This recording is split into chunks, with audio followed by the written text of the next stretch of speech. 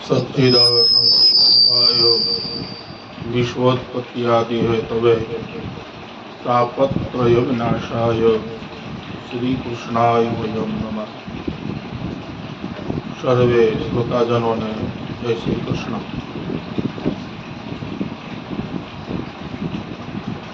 सर्वे उपस्थित तमाम भाइयों बहनों, आजना शुभ अवसर पर આપણે બધા જે ભેગા થયા છીએ, એકત્રિત થયા છીએ, તો તમામ સત્સંગી ભાઈઓ બહેનો આપણા કાર્યક્રમની અંદર તમે મને બોલાવ્યો અને આપણા કાર્યક્રમની અંદર મને જે સહભાગી બનાવ્યો એ બદલ આપ સર્વનો ખૂબ ખૂબ ધન્યવાદ। અને મને પણ આ કાર્યક્રમની અંદર અવસર મળ્યો તો આજના દિવસે વાતો એ કરવાની છે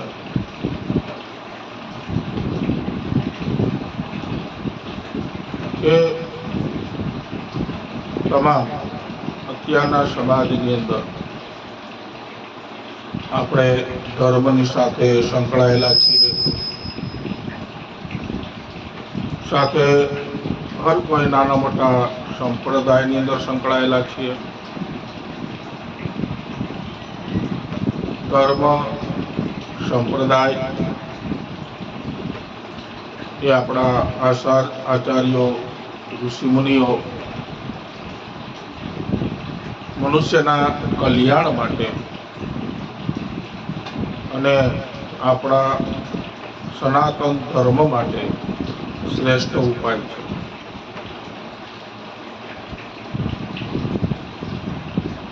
ધર્મ કોને કહેવાય, સંપ્રદાય કોને કહેવાય, એની નાની એવી થોડી એક વાત કરવા આવ્યો છું।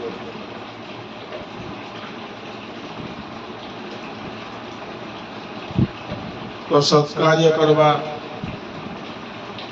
દેવી જીવન બનાવવું, આપણે સત્માર્ગે ચાલવું,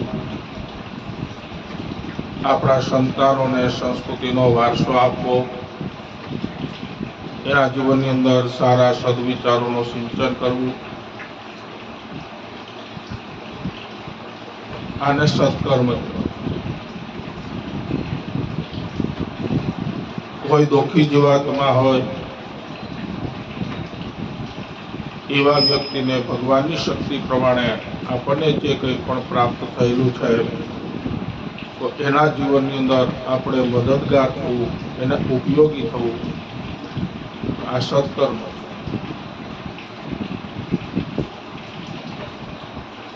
પરંતુ સંપ્રદાયની વિશે વાત કરીએ, એક સિવાય કોઈ પણ સંપ્રદાય માણસના કલ્યાણ માટે સંપ્રદાય છે।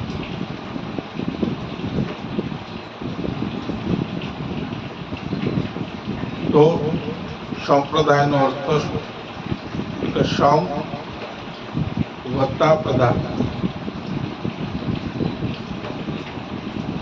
જે એકતા નિર્માણ કરે છે એને સંપ્રદાય કહેવાય। સમાજ, કુટુંબ, પરિવાર આજે વિખાયેલો છે, આપણી સંસ્કૃતિ વિખાયેલી છે। આજે ભાઈ અલગ અલગ બધા વિખાઈ ગયેલા છે કે સમાજને, કુટુંબને, પરિવારને, નોખા થયેલાને બધાને જોડવું એને સંપ્રદાય કહેવાય। અલગ પડેલા લોકોને જોડવા એને સંપ્રદાય કહેવાય। પછી XYZ ગમે તે સંપ્રદાય, સંપ્રદાયની અંદર પરમાત્મા એનું એક જ સાકાર સ્વરૂપ છે. પછી ગમે તે દેવને માનતા હોય એ આપણા ઈષ્ટ દેવતા છે. સ્વરૂપ એક જ છે. પરમાત્મા મૂળ સ્વરૂપ એક જ છે, પરંતુ ભગવાને જેવા જેવા રૂપ ધારણ કરી એના ભક્તોને જે સ્વરૂપે દર્શન આપ્યા એ આપણા ઈષ્ટ દેવતા છે. જે મૂર્તિની અંદર આપણું મન એકાગ્ર થયું એને ઈષ્ટદેવ કહેવામાં આવે. પછી કૃષ્ણ પરમાત્મા હોય, ભગવાન શિવજી હોય, પછી આદ્ય શક્તિમાં અંબામાં હોય, ગમે તે હોય, એક સ્વાય.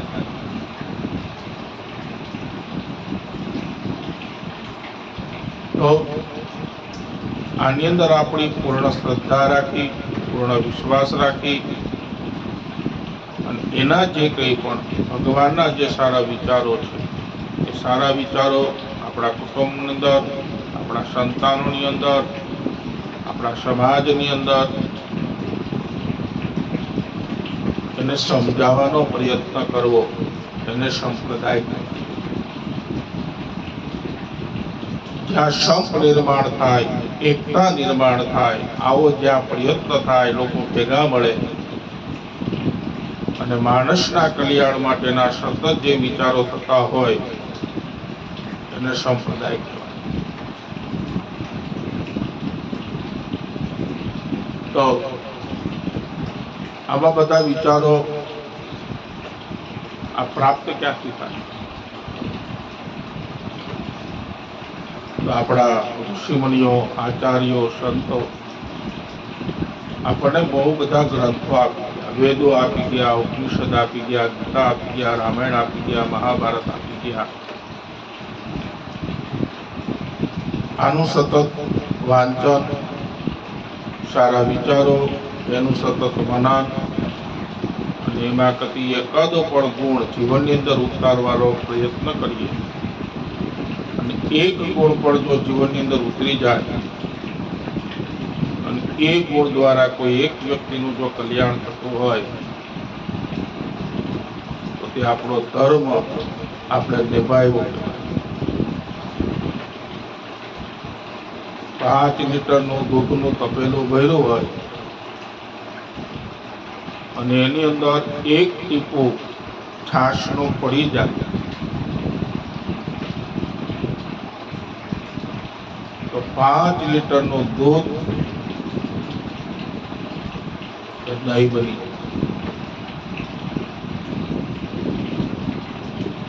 તપેલું ભર્યું, છાશ નહોતી પડી, ટીપું નહોતું પડ્યું એમાં, ત્યાં સુધી તે દૂધ કહેવાતું હતું.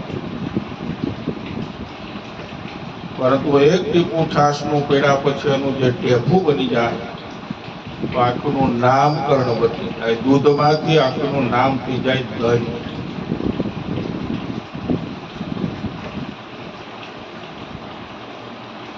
ત્યાર પછી એ જ દહીંને જો વલોવામાં આવે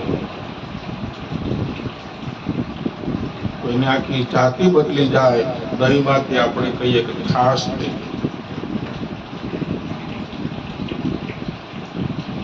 અને દહીં વલોવો છાશ થાય ને એની અંદરથી જે નીકળે માખણ,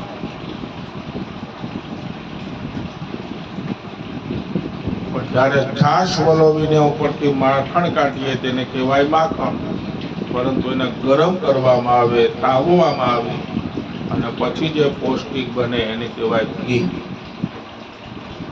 દૂધમાંથી નામ બદલી જાય, દહીં થઈ જાય, દહીંમાંથી નામ બદલીને છાશ થઈ જાય, છાશમાંથી નીકળેલું નામ માખણ આવે અને માખણને તવા ઉપર જ્યારે તપાવવામાં આવે અને એની અંદરથી જે નિર્માણ થાય તેને ઘી કહેવામાં આવે. દૂધમાંથી બનેલું ઘી, દૂધ 50 રૂપિયા લીટર મળે, 20 રૂપિયા મળે, 35 રૂપિયા મળે.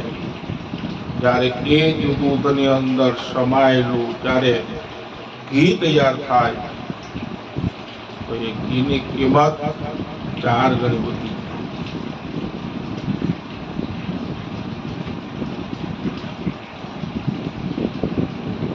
દૂધની અંદર જ દહીં છે, દહીંની અંદર જ છાશ છે, છાશની અંદર જ માખણ છે, અને માખણની અંદર ઘી છે. આ બધી વસ્તુ દૂધની અંદર સમાયેલી છે. પણ દૂધને મેળવવામાં આવે, એક ટીપું છાશનું નાખો, પછી દહીં બને. એમ આ જીવનની અંદર, સંસાર રૂપી સાગરની અંદર આવા મહાભારત, શ્રીમદ ભાગવત, ગીતા, ઉપનિષદ, વેદ, આમાંથી એકાદ સુરૂપી વિચાર જીવનની અંદર જો સંસ્કારની અંદર નાખવામાં આવે અને એ જીવનને જો વલોવામાં આવે તો જેમ ઘીની કિંમત વધે એમ મનુષ્ય રૂપી માણસની કિંમત પણ વધી જાય છે. આ જ કાર્ય, આ જ વિચારો આપણા સંપ્રદાયની અંદરથી આપણને પ્રાપ્ત થાય છે. પરંતુ દૂધને મેળવવું પડે, એને વલોવવું પડે, પછી માખણ કાઢવું પડે, એને ગરમ તવા ઉપર તાવવું પડે, ત્યારે ઘી મળે. એમ જીવનની અંદર સદરૂપી સંસ્કારના એકાદા વિચારોને મેળવણ કરવું પડે.